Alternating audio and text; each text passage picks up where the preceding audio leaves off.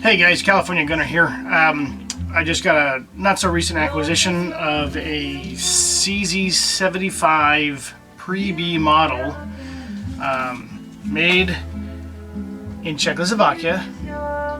As you can see, rounded guard, 9mm spur hammer. Excellent firearm, by the way. We got one problem with it though, and CZ75B magazines will not fit it. This is a current manufactured Gar, as you can see the blue follower right there, and the nice gloss coating, which is a non-stick release coating as they call it. But the problem with it is that that's it, as far as it goes. So when you see these things online, they say CZ75, CZ85, P01, CZ75B. The CZ75B from Gar are not going to fit. Now there is online that I've seen a quick little website where they say that you can modify the internal settings of this firearm on the frame to accept the Gar or current CZ75 magazines.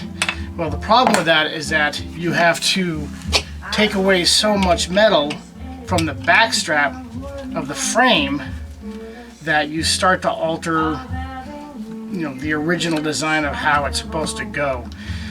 Now, the problem from what I found is you can kind of get you can kind of take away enough metal in there to get it to start fitting as much as possible, and I've gotten it all the way down to 1/4 of an inch by shoving it in there.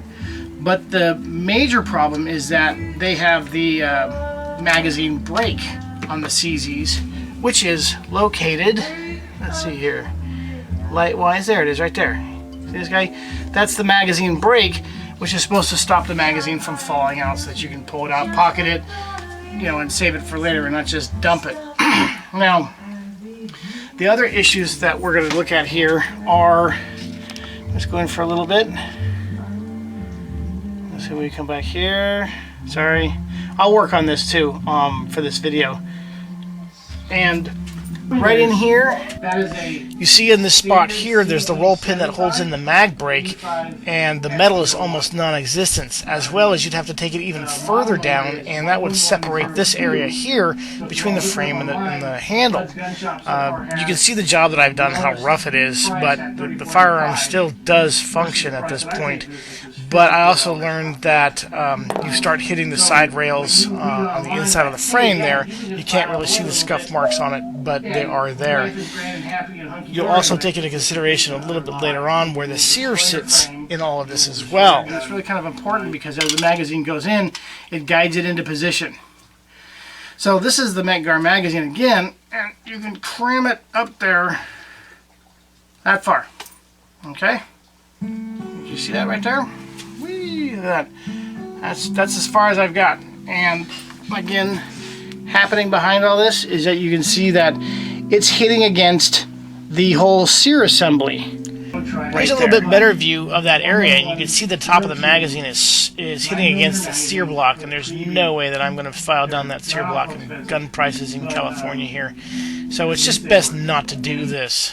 I've also heard that the SP01 magazines, the 18-round versions, and the factory magazines are 16 or 15 rounds for those, will fit in these guns. I just happened to run across a guy at the shooting range who happened to be law enforcement and had the SP01 handgun. And I was like, hey dude, can I check out a magazine? And it fit. It fit perfect, slid right in there. And they were the 18 rounders. And they function the slide just fine. It's functioned perfect. The problem is here in west of America, we don't have the freedoms that you do, where you can just buy the 18-round magazines. We have to buy 10-round magazines only. Well, I came out when I purchased the handgun. It came with one magazine with no markings on it whatsoever. So I have no idea where this mag finally came from. And so I found about an hour away from here some guy had a mag. So I drove out there, slid it in, and it fit. just like so. Click. Yes, there's rounds in it. Who cares? So at that point that is a standard CZ75 85 SPO1, not a B. The model number is 11102. So if you want to look it up online, Bud's Gun Shop so far has the lowest price at $34.95 versus the price that I paid for this, which was $54 out the door. So when you read online that, hey, yeah, you can just file away a little bit and life is grand and happy and hunky-dory, it's a complete and utter lie. You will destroy your frame, you will destroy your gun. You have to take away so much metal that you actually will weaken certain areas. If you got tons of cash and want to play, I would wholeheartedly suggest, and if you don't live in the west of America like I do here in California, then I would probably say go find another frame, do all your experimentation on that, keep it safe, keep it sane, and give it a try out. Put a video out. We'll see how it works. Use a vice block in case the gun blows up, just in case. So I wanted to give a heads up on this one here. Just a quick video. Let people know that don't do it, don't try it, but 11102 9mm magazines for the Pre-B.